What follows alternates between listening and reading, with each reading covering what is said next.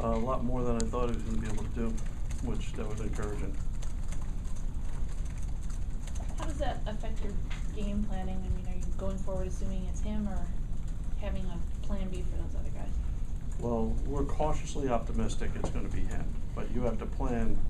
I mean, he could come in tomorrow and he could be all swollen up and, you know, not walking. So, you know, you're cautiously optimistic, but you can't just go in, you know, just planning it on it's just him. You know, you can't think that way.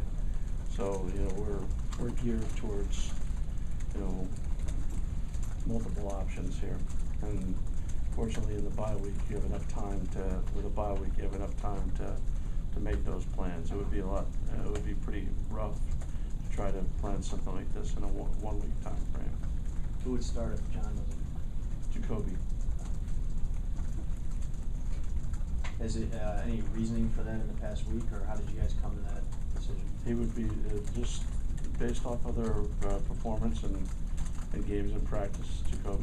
Jacoby's slightly ahead. That's why he would go in there. You've dealt with quarterbacks with sprained ankles and high ankle sprains, other things before. What are you looking for specifically when they're coming back from it that tells you they're going to be okay? The one thing, they have to be able to run the offense. So I mean, if their limitations don't allow them to run the offense, and obviously partially the big part of running the offense is being able to throw the ball on time and efficiently and effectively, and that's where he's actually, you know, that's one of the reasons why the arrow's pointing up, because he's had a pretty productive week so far. What are your thoughts on losing Gerald Christian and Rowan Clark? We didn't lose them; they decided to go. I mean, you wish them well and you move on. I mean, I think that you can't ever look at that with young men that, you know, are making decisions.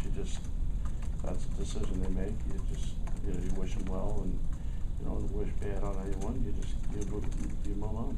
Did one of them surprise you more than the other? Either of them surprise you? Both of them surprised me, to tell you the truth. I mean, they practiced last week every day. I mean, you think if you're going to quit, you quit last week. Why would you go through bye week practice? I mean, I know one thing. If I'm bagging in, I'm not going to go through practice in the bye week and then say, okay, I practiced last week when we don't have a game. Now I'm going to go this week. That caught me off guard. Let me just say.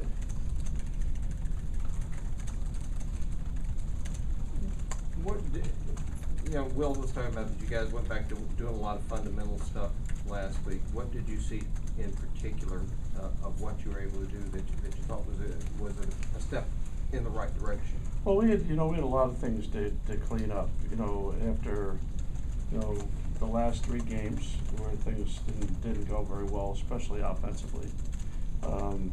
There were several areas that we addressed, and you can't fix everything, but you can move in the right direction by fixing a lot of the major things or working on the major things. And I think that there wasn't anything that we identified that we don't feel better about now than we did a week and a half ago.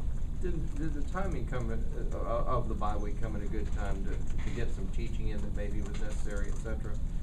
I think more importantly, the timing came in a good bye because psychologically the loss to Auburn was deflating.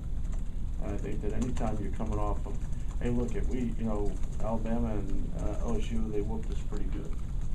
Okay, that I'm a very straightforward person. Those games really turned out fairly lopsided at the end of the game. And that wasn't the case in Auburn. So I think that psychologically it was a good time for a bye.